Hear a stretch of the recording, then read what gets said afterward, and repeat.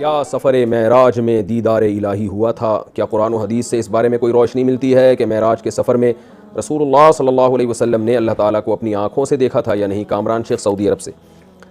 देखिए, इस पे दलाइल से तो मैं बाद में किसी वक्त रिकॉर्ड करवा दूँगा पूरी तफसील से, लेकिन इसमें दोनों राय हैं उलमा की। बाज़ उलमा कहते हैं नबी सल्लल्लाहु अलैहि वसल्लम ने अपनी आँखों से देखा था, बाज़ कहते हैं नहीं देखा था। मेरी नज़र में जो दूसरे दलाइल हैं वो ज़्यादा कवी है, क्योंकि हज़रत आयशा ने भी नफ़ी की है इसकी। नूरुन अन्ना अराहू, खुद आपसे हदीस से में साबित है, नबी सल्लल्लाहु अलैहि वसल्लम फरमाए नूर था, मैं कहाँ से देख सकता था। और इस दुनिया की आँखों से तो कुरान मजीद में भी है ला तुदरिकुहुल अबसार व हुवा युदरिकुल अबसार, कि इस दुनिया की आँखों से इस दुनिया में देखना मुमकिन नहीं है। मेराज पे जब आप सल्लल्लाहु अलैहि वसल्लम गए वो तो इसी आलम में गए, आलम ख्वाब में या आलम अरवा में थोड़ी गए, वो तो इन्हीं आँखों के साथ गए। बहरहाल दूसरी तरफ भी दलाइल हैं, लेकिन मेरी राय में ज़्यादा कवी दलाइल इस तरफ है कि देखना साबित नहीं है। हज़रत मूसा अलैहिस्सलाम ने ख्वाहिश ज़ाहिर की थी, मगर ये कि अल्लाह ताला ने पहाड़ पे थोड़ी सी तजल्ली ज़ाहिर की और मूसा को बता दिया, कलीमुल्लाह को, लन तरानी है मूसा, तू नहीं देख सकता मुझे किसी कीमत पे, लन तरानी और हरगिज़ ये मुमकिन नहीं है। तो आखिरत में दीदार होगा अल्लाह ताला का और हम इन आँखों से देखेंगे। उस वक्त जो अल्लाह हमें आँखें देंगे उसमें इतनी ताकत होगी कि वो अल्लाह के दीदार को बर्दाश्त कर सकें। दुनिया की आँखों से देखना कुरान और सुन्नत से पता चलता है कि ये मुमकिन नहीं है। लेकिन बहरहाल अगर कोई दूसरा कौल भी इख्तियार करता है, उसकी राय में वो ज़्यादा कवी है, तो इसमें गवर्नमेंट की तरफ से कोई पाबंदी नहीं है। इन चीज़ों में हमें लड़ना नहीं चाहिए।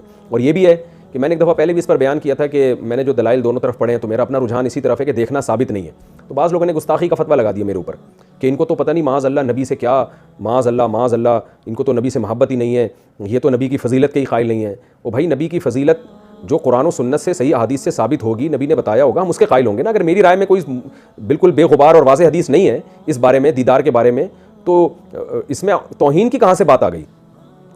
हम नबी की फ़जीलत के कायल हैं। सबसे बड़ी फ़जीलत आपकी, आप अल्लाह के पैगंबर हैं, आप अल्लाह के रसूल हैं, आप अल्लाह के सफ़ीर हैं। और ऐसे सफ़ीर कि आप सल्लल्लाहु अलैहि वसल्लम ने फरमाया लौ काना मूसा हय्यन लमा वसिअहु इल्ला इत्तिबाई, आज मूसा भी जिंदा हो जाए तो मुझे फॉलो किए बगैर निजात नहीं हो सकती है। कितनी बड़ी फ़जीलत है।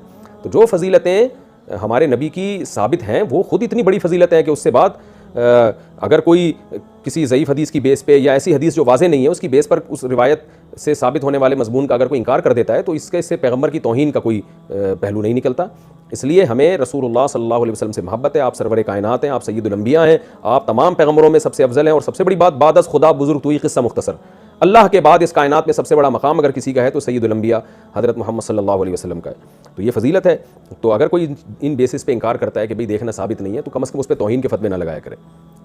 ऐसे तो कोई खुद से बहुत सारी फ़ज़ाइल गढ़ के बयान करना शुरू कर दे और जब उलमा इनकार करें तो आप उन पर तौहीन के फतवे लगा दें, तो ये तो फिर एक तो शरई हुदूद से तजावुज़ हो जाएगा। बहरहाल मसला इख्तिलाफ़ी है। मैंने कहा कि दूसरी तरफ भी उलमा की राय मौजूद है, तो अगर कोई वो राय रखता है तो इसमें कोई हरज नहीं है।